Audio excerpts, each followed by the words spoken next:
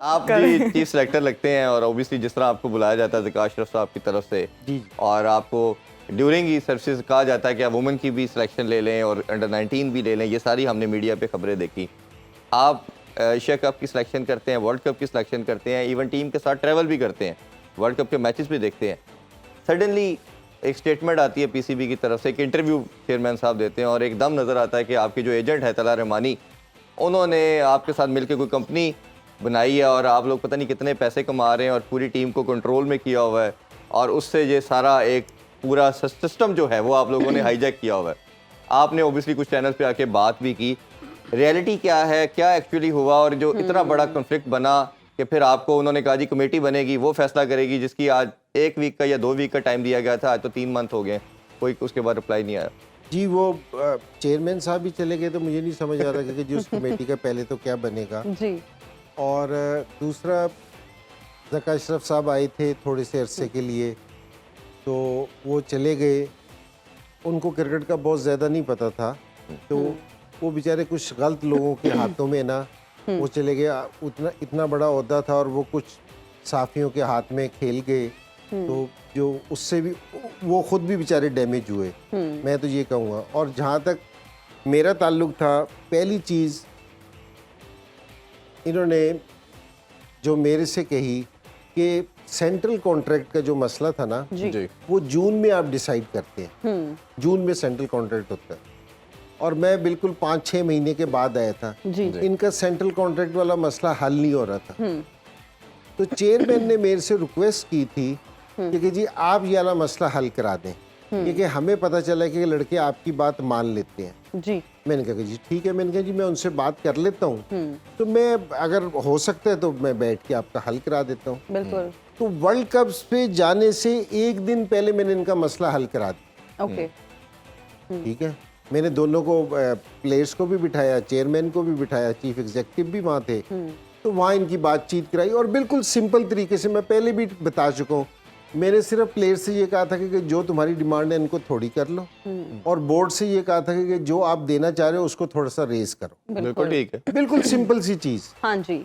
सो उस पे इनका पैचअप हो गया।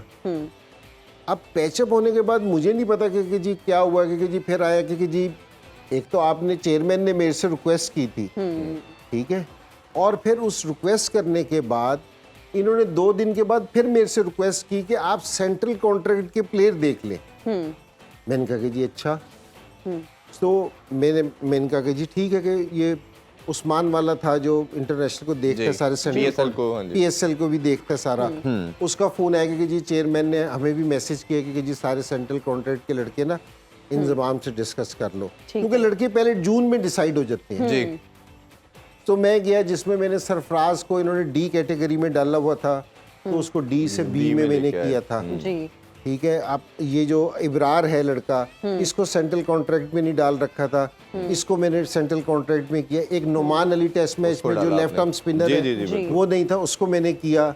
और ये जो लड़का है जिसने आमिर जमाल को मैंने सेंट्रल कॉन्ट्रैक्ट में डाला। ठीक है, इस तरह। और एक और लड़का है अरशद इकबाल, उसको मैंने सेंट्रल कॉन्ट्रैक्ट में डाला। मैंने कहा कि जी मुझे ऐसा लगता है कि ये लड़कों को सेंट्रल कॉन्ट्रैक्ट में होना चाहिए। वो कह रहे थे कि जी ज्यादा चेंज ना करो, हालांकि मुझे वहाँ काफी सारे लड़कों पे इतराज था जो अंदर थे और जो उनको कैटेगरीज दे रखी थी। जी तो उन्होंने कहा कि अभी ना करें वरना हमारे पे बहुत प्रेशर आ जाएगा। आप इस तरह कर देंगे, इस साथ में ना एक नोट लिख देंगे कि मैं 6 महीने के बाद इसको रिव्यू करूंगा, कि अगले महीने हम रिव्यू कर लेंगे इसको, उसमें अगर आप चेंज करना चाहे तो कर ले। मैंने कहा चलो ठीक है। यहाँ तक मामले सही चल रहे थे, तो मैं पहले 2 मैचेस वर्ल्ड कप के देखने गया था, मैं वर्ल्ड कप के देखने के आ गया था। 2 दिन पहले मेरी चेयरमैन साहब से मीटिंग हुई, तो उन्होंने कहा कि जी अंडर 19 की इन्होंने सिलेक्शन मुझे दी थी, तो मैंने इनसे कहा कि भाई मैं इतना टाइम नहीं दे सकता, मैं सिर्फ पाकिस्तान की सिलेक्शन कर सकता हूँ और सीरियस कोई भी नहीं दे सकता। जिस टाइम ये लोगों को ओहदे देते हैं ना काफी सारे, तो वो किसी अपने एक के साथ भी जस्टिस नहीं जस्टिफाई नहीं कर सकते, ठीक है ना। जिस तरह इन्होंने उसके बाद हफीज को किया था कि बहुत सारे, उसको भी बेचारे को करवा दिया। ये मुझे ना, ये खातून इनकी भी मुझे सिलेक्शन दे रहे थे, क्योंकि जी इनकी भी सिलेक्शन, मैंने उनसे कहा कि जी मैंने कहा मैं नहीं कर सकता, मैंने कहा मेरे पास एक ही घर है, वहां से भी निकल जाऊंगा। तो मैंने कहा कि जी मैं नहीं कर सकता। हाँ जी। मैंने इनसे माजरत की, तो बिल्कुल सही थी, कोई सूरत ऐसी नहीं थी। क्योंकि इरफान, मैं जिस टाइम आया था ना एशिया कप के, बिल्कुल जिस टाइम मैं आया था तो अगले दिन उन्होंने कहा जी एशिया कप की टीम अनाउंस कर दो। जी, तो मैंने इनसे कहा था कि मैंने कहा जी मेरे पास इतना टाइम नहीं है कि मैं कोई टीम में चेंजिंग करूँगा। जी, एग्जैक्टली। और जो सिलेक्शन टीम थी ना, मेरी अपनी सिलेक्शन कमेटी नहीं आई थी, वो मेरे जाने के बाद आई है। ऐसे ही है। जो इनसे पहले सिलेक्शन कमेटी थी जिसमें मिकी आर्थर था, ब्रेड बर्न था, जी, वही सिलेक्शन टीम थी। बिल्कुल। मैंने उन्हीं के लड़के अनाउंस किए थे कि जी ठीक है कि जी वही जो बस signing 6 party महीने से आपसे। खेल रहे थे, अब मैं चेंज नहीं कर सकता था। मेरी इनसे पहले भी ये वाली बात हुई थी। मैंने कहा कि जी मेरा सिलेक्शन है ना, अगर आपने मुझे देनी है तो मुझे आप ऑस्ट्रेलिया टूर के बाद दें, ताकि पाकिस्तान में कोई फर्स्ट क्लास का सीजन हो, मैं लड़कों को देख सकूं और फिर कोई चेंज करूंगा, इतनी जल्दी नहीं करूंगा। नहीं करूंगा। उन्होंने कहा कि आपकी सिलेक्शन वहीं से होगी, लेकिन ये कि जी हमने अनाउंस करना होता है तो ये हमारे लिए ज़रूरी है। तो वहां से है ना फिर बातचीत आगे से शुरू हुई।